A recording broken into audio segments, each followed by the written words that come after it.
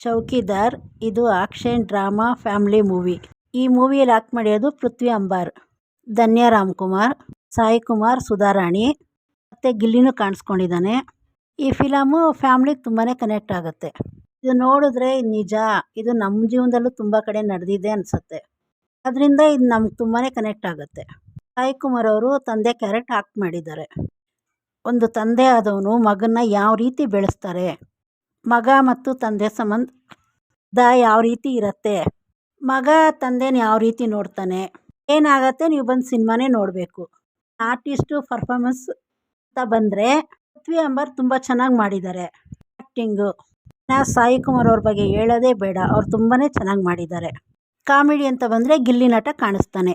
ಇಲ್ಲಿ ಬಂದರೆ ಜನದ ಮುಖದಲ್ಲಿ ನಗು ಬರುತ್ತೆ. ಅಲ್ಲಲ್ಲಿ ಕಾಮಿಡಿ ವರ್ಕ್ ಆಗಿದೆ. ಕೆಲವು ಕಡೆ ಈ ಕಾಮಿಡಿ ಬೇಕಾಗಿತ್ತ ಅನಿಸುತ್ತೆ. ಸಾಂಗ್ಸು ಸುಮ್ಮನೆ ಕೊಡಬೇಕು ಅಂತ ಎಲ್ಲೂ ಕೊಟ್ಟಿಲ್ಲ. ಸಿಚುವೇಶನ್ ಪ್ರಕಾರವಾಗಿ ಸಾಂಗ್ಸು ಕರೆಕ್ಟಾಗಿ ಕೊಟ್ಟಿದ್ದಾರೆ. ಗುಣ್ಗಾ ಥರ ಯಾವ ಸಾಂಗ್ಸು ಇಲ್ಲ ಅಂದ್ರೂ ಫಿಲಮ್ಲಿ ಯಾವುದು ಡಿಸ್ಟರ್ಬ್ ಮಾಡಿಲ್ಲ ಸಾಂಗ್ಸು. ಬ್ಯಾಕ್ಗ್ರೌಂಡ್ ಮ್ಯೂಸಿಕ್ಕು, ಈ ಪಿಕ್ಚರಲ್ಲಿ ಆ ಮ್ಯೂಸಿಕ್ ಏನಕ್ಕೆ ಇಷ್ಟ ಆಯಿತು ಅಂದರೆ, ಬೇರೆಯವರೆಲ್ಲ ಸೌಂಡ್ ಜಾಸ್ತಿ ಇರುತ್ತೆ, ಡೈಲಾಗ್ಗಳು ಕೇಳಿಸಲ್ಲ, ಅದರಿಂದ ಮ್ಯೂಸಿಕ್ ಬಂದು ಹಾಳು ಮಾಡುತ್ತೆ. ಆದರೆ ಇದರಲ್ಲಿ ಆ ಥರ ಯಾವುದೂ ಆಗಿಲ್ಲ. ಮ್ಯೂಸಿಕ್ ಅಷ್ಟು ಇಷ್ಟ ಆಗಿಲ್ಲ ಅಂದ್ರೂ ಫಿಲಮ್ಗೇನು ಅದು ತೊಂದರೆ ಕೊಟ್ಟಿಲ್ಲ. ಅಂದರೆ ಮ್ಯೂಸಿಕ್ ಇನ್ನೂ ಸ್ವಲ್ಪ ಬೆಟರ್ ಮಾಡ್ಬೋದಾಗಿತ್ತು. ಇನ್ನು ಈ ಪಿಕ್ಚರಲ್ಲಿ ಆಕ್ಷನ್ ಅಂತ ಬಂದರೆ ನನಗೆ ಆ ಫೈಟು ಕೊರಿಯೋಗ್ರಾಫ್ ಮಾಡಿರೋದು ಇಷ್ಟ ಆಯಿತು. ಈ ಪಿಕ್ಚರಲ್ಲಿ ಎಮೋಷನ್ಸ್ ಕೊಟ್ಟಿದ್ದಾರೆ. ಕಣ್ಣಲ್ಲಿ ನೀರು ಬರೋ ಥರ ಎಮೋಷನ್ಸ್ ಇಲ್ಲ ಅಂದ್ರೂ ಕೆಲವು ಕಡೆ ಸ್ವಲ್ಪ ಬೇಜಾರು ಆಗತ್ತೆ, ಅಷ್ಟು ಚೆನ್ನಾಗಿ ಆ್ಯಕ್ಟ್ ಮಾಡಿದ್ದಾರೆ. ಓವರಲ್ ಆಗಿ ಈ ಸಿನಿಮಾ 20 ವರ್ಷದಿಂದ 60 ವರ್ಷದವರೆಗೂ ಆರಾಮಾಗಿ ನೋಡ್ಬೋದು. ಎಮೋಷನ್ಸ್ ಇದೆ, ಆ್ಯಕ್ಷನ್ ಇದೆ, ಎಲ್ಲ ಥರ ಮೂಮೆಂಟ್ಸ್ ಕೊಟ್ಟಿದ್ದಾರೆ ಮೂವಿಯಲ್ಲಿ.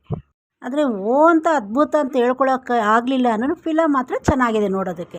ಕೆಲವೊಂದು ಕಡೆ ನಮ್ಮನ್ನು ನಾವೇ ನೋಡ್ಕೊಳ್ಳೋ ರೀತಿ ಇರುತ್ತೆ. ನನಗಿದ್ರಲ್ಲಿ ನೆಗೆಟಿವ್ ಏನು ಅನ್ನಿಸ್ತು ಅಂದರೆ, ಕೆಲವೊಂದು ಸೀನು ಸ್ವಲ್ಪ ಲ್ಯಾಗ್ ಅನ್ನಿಸ್ತು. ಫಿಲಮ್ ಡ್ಯೂರೇಷನ್ ಜಾಸ್ತಿ ಮಾಡಬೇಕು ಅಂತ ಕೊಟ್ಟಂಗಿದೆ.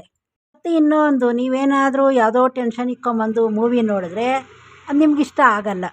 ಫ್ರೆಶ್ ಮೈಂಡಿಂದ ಫಿಲಮ್ ನೋಡಿದ್ರಿ ಅಂದರೆ ನಿಮಗೆ ಮೂವಿ ಇಷ್ಟ ಆಗುತ್ತೆ. ಇನ್ನು ಯಾರೆಲ್ಲ ಹೋಗಿ ಮೂವಿ ನೋಡಿಲ್ವೋ, ನಮ್ಮ ಕನ್ನಡ ಫಿಲಮ್ ನೋಡಿ, ನಮ್ಮ ಕನ್ನಡ ಫಿಲಮ್ನ ಬೆಳೆಸಿ.